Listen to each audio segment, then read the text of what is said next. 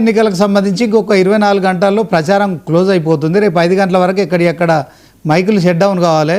11వ తేదీన ఎన్నికలు జరగబోతున్నాయి. తెలంగాణ రాష్ట్రంలో కాంగ్రెస్ ప్రభుత్వం అధికారం ఉంది. వాళ్ళు ఏం చేసిరో చెప్తున్నారు.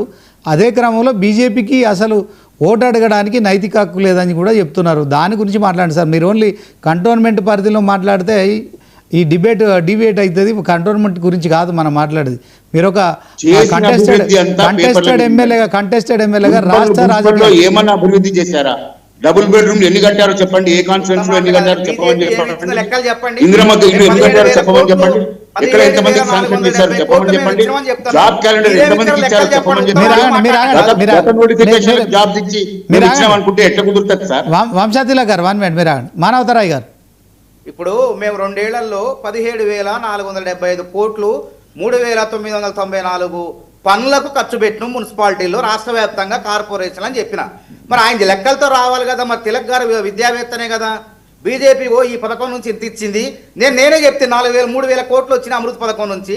తర్వాత స్వచ్ఛ భారత్ నుంచి 479 కోట్లు ఖర్చు అయితే అందులో ప్రధాన వాటా వాళ్ళు ఇచ్చింది 175 కోట్లే అని నేను చెప్తిని. నువ్వు అంతకన్నా నెక్స్ట్ చెప్పరాదు. అవన్నీ చెప్పకుండా ఉత్తుత్త కంటోన్మెంట్ గురించి మాట్లాడటం వల్ల ప్రయోజనం ఏముంది? ఇంకోసారి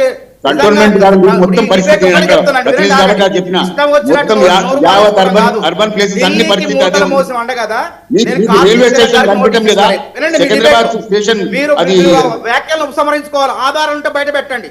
ఉత్తుత్తగా వచ్చి మాట్లాడటం కాదు. ఢిల్లీకి ఎప్పుడు మూట మోసారు? ఏ ఫ్లైట్ లో పోయి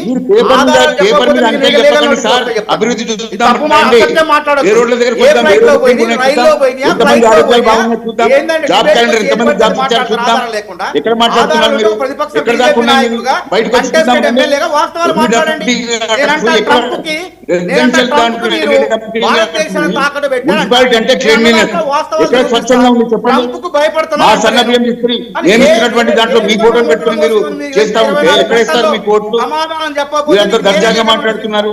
ఎందుకంటే డిబేట్ లో మాట్లాడేటప్పుడు ఒళ్ళు దగ్గర పెట్టుకోవాలి. సభలు కాదు, రాజకీయ సభల్లో కూడా ఏది పడితే అది మాట్లాడడానికి ఉన్న వాస్తవాలు చెప్పడం అంటే వదిలిపెట్టేసి ఇక అయిపోయిందిలే ప్రజల్లో విష ప్రచారం చేసినాం అనుకుంటే పొరపాటు. మీకు తప్పకుండా లీగల్ నోటీసులు వస్తాయి. రేపు చూడండి మీరు ఎక్కడ ఇచ్చారు, ఎక్కడ ఢిల్లీలో ఎట్లా పంపించారు, ఆ మూటలు ఎట్లా పంపించారో చెప్పకపోతే ఆధారాలతో అంటే కంప్లైంట్ ఇవ్వాలి. సిబిఐ కంప్లైంట్ ఇవ్వాలి. మీరు కేంద్ర ప్రభుత్వం మీ చేతిలో ఉంది కదా.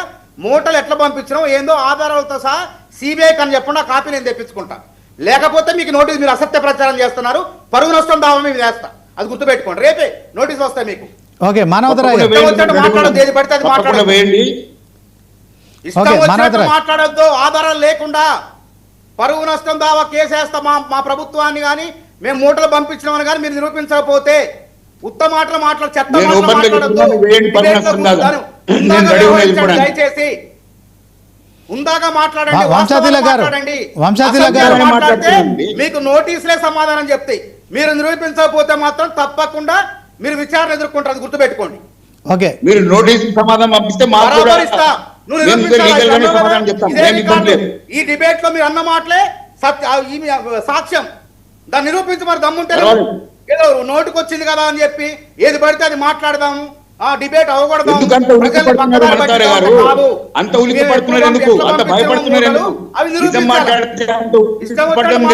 డిబేట్ అనేది ఒక పద్ధతి ఉంటది. ప్రజలందరినీ అడగండి. కాంగ్రెస్ అంటే కమిషన్ కాంగ్రెస్ ప్రజలందరికీ తెలుసు. ఏదో గాల్లో పేక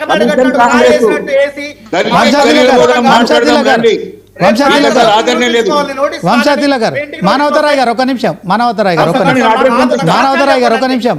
వంశాతిల గారు మీరు ఒక మాట అన్నారు, ఢిల్లీకి మూటలు మోస్తున్నారు రేవంత్ రెడ్డి అంటున్నారు కదా, దాని మీద మీ దగ్గర ఆధారాలు ఉన్నాయని అడుగుతున్నారు ఆయన. కంప్లైంట్ సూటిగా చెప్పండి. 99 టీవీలో పెట్టమనండి, లేకపోతే విచారణ ఎదుర్కొంటారు. తప్పకుండా ఎదుర్కొంటారు. మీ దగ్గర ఆధారాలు ఉన్నాయా వంశాతిల గారు? మీ దగ్గర ఉన్నాయా?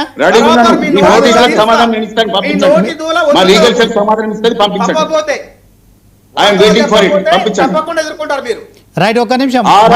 ఎవరిని అడిగినా చెప్తారు. ఓకే, వంశాతిల గారు నోటీసులు ఇస్తాను కదా, నేను తప్పకుండా మీకు నోటీసులు వస్తాయి. మీరు రైట్, ఓకే, ఒక నిమిషం.